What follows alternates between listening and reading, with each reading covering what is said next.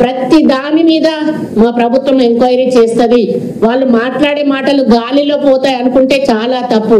ప్రతి మాట మీద కూడా ప్రభుత్వంతో ఒక సంస్థ, ఇంటెలిజెన్స్ సంస్థ అనేది ఉండదు. ఆ సంస్థ దాని మీద నిఘా పెడుతుంది. ఆ నిఘా వెనకాల ఏమేమి ఉన్నాయి అన్నీ కూడా బయటకు వస్తాయి. వచ్చినప్పుడు దాంట్లో ఎవరి ఇన్వాల్వ్మెంట్ ఉన్నది అనేది తెలుస్తుంది. తెలిసినప్పుడు 100% వాళ్ళ మీద చట్టపరమైన చర్యలు తీసుకోవడం జరుగుతుంది. ఈయన మాట్లాడుతూ అంటాడు, నేను జైలుకు పోతా, నేను జైలుకు పోతా, మూసిని అడ్డం పెట్టుకొని జైలుకు పోతా అంటాడు. గిరిజనుల కోసం జైలుకు పోతా అంటాడు, వాళ్ళ కోసం జైలుకు పోతా అంటాడు, వీళ్ళ కోసం జైలుకు పోతా ఉంటాడు. అసలు ఆయన చేసిందేదో ఉంది, ఆ తప్పులేవో బయటకు వస్తూ ఉన్నాయి. ఆ తప్పుల్లో జైలుకు పోతా అనేది ఆయనకు తెలుస్తూ ఉంది, 6th సెన్స్. కానీ అది ఒప్పుకోక ప్రజల కోసం జైలుకు పోతా అని చెప్పేసి పెద్ద ఏదో స్వతంత్ర సమరయోధుల్లాగా మాట్లాడుతూ ఉన్నాడు. నేను ఒకటే అడుగుతా ఉన్నా, వీళ్ళు అధికారంలో ఉన్నప్పుడు కేసీఆర్ కానీ కేటీఆర్ కానీ కనీసం ఎమ్మెల్యేలను కలిసిండ్రా? ఎమ్మెల్యేల సమస్యలన్నా విన్నారా? నేను ఎమ్మెల్యేగానే ఉన్నా కదా, ఏ రోజన్నా మమ్మల్ని కలిసి మా సమస్యలు విన్నారా? మంత్రులకైనా దొరికినరా మీరు? కానీ ఈరోజు చిన్న చిన్న పిల్లల్ని ఎత్తుకుంటాడు, వాళ్ళని ముద్దాడుతాడు. అదంతా కూడా అది న్యాచురల్ అనేది ఎవరికైనా తెలుస్తుంది, న్యాచురలా కాదా అనేది. నువ్వు న్యాచురల్గా చేసి ఉండుంటే నువ్వు అధికారంలో ఉన్నప్పుడు కూడా చేసి ఉండాల్సింది.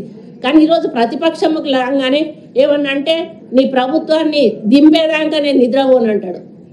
ఎట్లా దింపుతావు? 5 ఏళ్ళ దాకా నీకు ఏం అధికారం ఉన్నదని దింపుతావు? ఆ మాత్రం జనరల్ నాలెడ్జ్ కూడా లేదా సైకోరావు నీకు? ఇప్పుడు ఒక ప్రజాస్వామ్య పద్ధతిలో ప్రభుత్వం ఎన్నుకున్నాక 5 సంవత్సరాల ప్రభుత్వం నడుస్తుంది. మైనారిటీలో పడితే కానీ ప్రభుత్వం పడిపోతుంది. ఏమన్నా అంటే నేను దించుతా, నేను దించేదే అని అంటాడు. అది అసలు నాకు అర్థమే అవుతలేదు, ఎందుకంటాడు ఆయన ఆ మాట అని చెప్పేసి. 5 సంవత్సరాల తర్వాత మేము అధికారంలోకి వస్తాం, మిమ్మల్ని దింపి అని మాట్లాడితే ఓ పద్ధతి ఉంటుంది, కానీ మేము ఇప్పుడే దింపుతా అని చెప్పేసి మాట్లాడతాడు. అంటే ఆయన ఒకలాగా చెప్పాలంటే ఒక మానసికంగా ఆయన ఒక ఇబ్బందిలో ఉన్నాడు.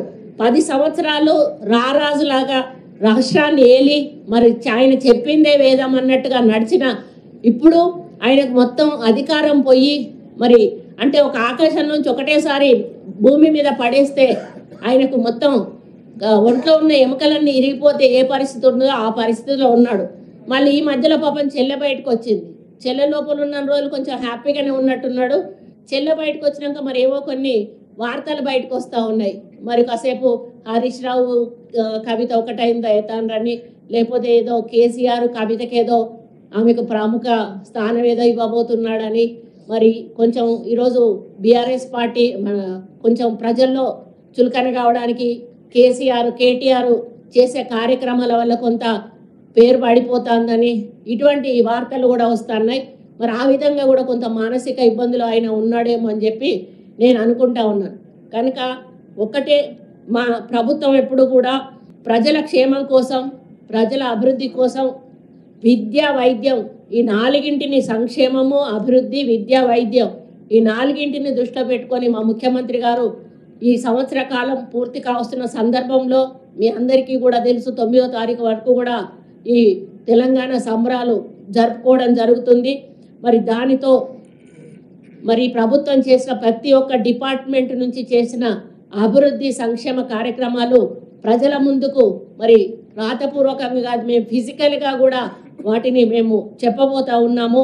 మరి దాని ద్వారా వాళ్ళకి అప్పటికైనా తెలుస్తుందని నేను అనుకుంటా ఉన్నాను. మా ప్రభుత్వం ఏమేం చేసింది, ఏమేం అభివృద్ధి కార్యక్రమాలు చేసింది అని చెప్పి తెలుస్తుందని నేను అనుకుంటా ఉన్నాను. మరి ఇంకొకటి